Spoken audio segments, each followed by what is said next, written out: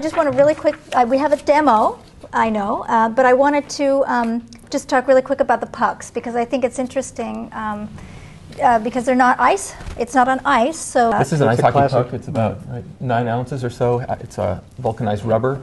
On street hockey, you would play with a ball. Right. And we did this at the airport because it was a very rough surface and it would eat up a puck. But we use a puck like this with, it's weighted about 8 ounces.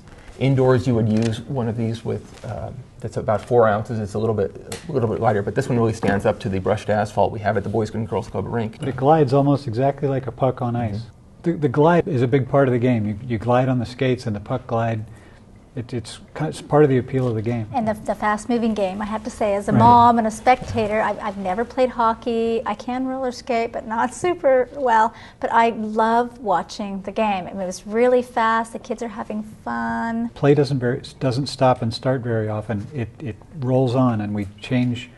Players get tired, and we shift while the play continues, like they do in the pros. And the kids get really good at doing that, actually.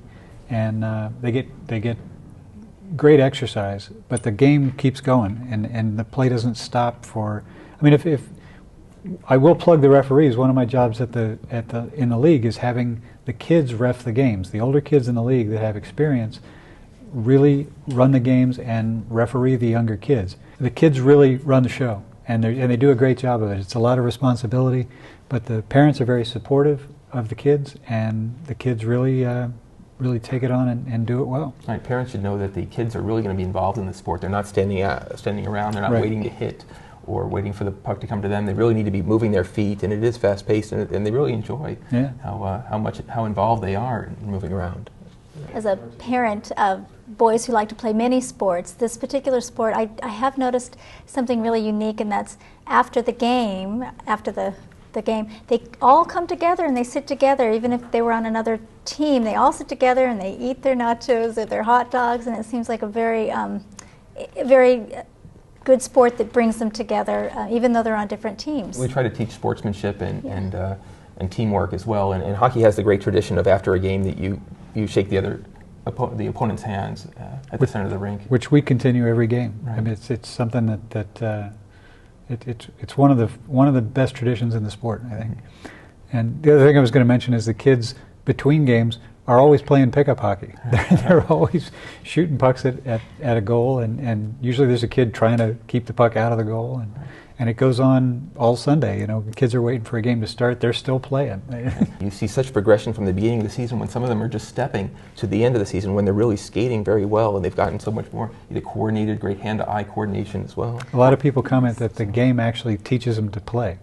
They follow the puck, and they have to go get it themselves, and it really drives them to learn a skill that they might not otherwise learn. We've brought several friends into the league, and I think their main concern was my son or daughter doesn't know how to skate very well. They're interested, but I'm worried about them not skating. And it's very amazing to see as a parent that your son or daughter comes in and they can barely stand up, like you said. By the end of that season, they're skating all over the place. It's amazing to see that progression. I've never seen anything like it. It's really amazing. And then they feel a great sense of accomplishment as well. I think the kids really get that. Yeah, it's a great community of people. I mean, a lot of people enjoy spending a little extra time at the rink watching an extra game, or just being around each other, hanging out, and it's a nice community. Not nice really group of parents as well, very supportive of one another, which is really great. And the coaches seem to get along, and it's a nice group. Yeah. Great. Okay, so the demo we're going to do today is actually with my sons, a couple of my sons. So looking forward to that. So I guess Mike, you're gonna go over. Yeah, we're going to suit a couple guys up and show you how hockey skills work. Okay, great. Let's do that. Let's do that. Hockey is a game played with a puck, not a ball, but a flat disc that slides on the rink. Roller hockey is played on skates that have wheels instead of blades like you might see on an ice rink. But in hockey, traditionally, hockey announcers call this the biscuit, and they call this goal the basket. Kind of an old Canadian thing, talking about putting the biscuit in the basket. This guy is a goalie, and his job is to keep the biscuit out of the basket using all this body armor that he's wearing. These pucks are heavy. They're a little bit heavier than a baseball, and they come at you at about 75 miles an hour. So if you didn't have padding on, it would hurt. But this padding is designed with plastic behind it and leather, and this is a blocker that deflects the puck. This is a catching glove that the puck can either bounce off of or end up gripped in like a baseball glove. And the goalie has face protection, full head protection. There's even a pad in the back in case the puck bounces off the back, but there's no chance that puck goes in. The mask extends down below his neck, and these big padded leather leg pads serve as both protection and tools that the goalie uses to keep the puck out of the net. He also has a lightweight stick that he can use to block the puck or direct the puck to another player. Under his shirt, the goalie also wears armor that you can't see. It looks kind of like this. It's a big chest protector and shoulder protector, and his arms are fully clad in nylon and leather padding that, again, you wear under a shirt and you don't see, but enables you to defend the goal without feeling the pain of the puck. Offensive hockey players, come on in, Morgan, have similar gear, but they have more mobility. They can skate quickly up and down the rink. They have leg pads, roller skates that have foot protection, gloves that are really a padded gauntlet with leather that protect the hands from both the sticks and the pucks. They also wear cages so the puck can't hit them in the face. Saves the teeth, keeps the dental bills down.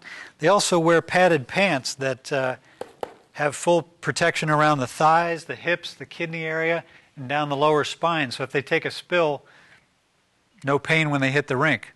Typically, these guys get through a season or even 5 seasons without any kind of injury more than a couple of bumps and bruises. So tonight, these guys are going to show us how it's done. Morgan's going to try to put the biscuit in the basket, and Zane's going to try to keep the biscuit out of the basket. Let's show them how it's done, guys. The guy who controls a hockey game is called a referee. He wears a striped shirt and he wears a whistle. And the play starts and stops when the whistle blows, kind of like this. So Morgan's going to show us what's called a wrist shot, and Zane's going to try to block it. He swings the puck. Sometimes it lifts off the surface. Sometimes it stays along the surface. And the goalie tries to use whatever part of his equipment or body he can to stop it from going in the basket. Nice save, Zane. Right in the glove. All right, those are called wrist shots. Morgan's going to show us a little more dramatic shot called a slap shot, where he raises the stick off the ice and uses his whole body to shoot it toward the net. Another good save. Show us one on the other side of your stick, Morgan. You can use what's called a forehand wrist shot, or you can also use a backhand wrist shot to try to get the puck in the net. So if you come at the goal in this direction, you can swing it toward the goalie like that. Hit the post.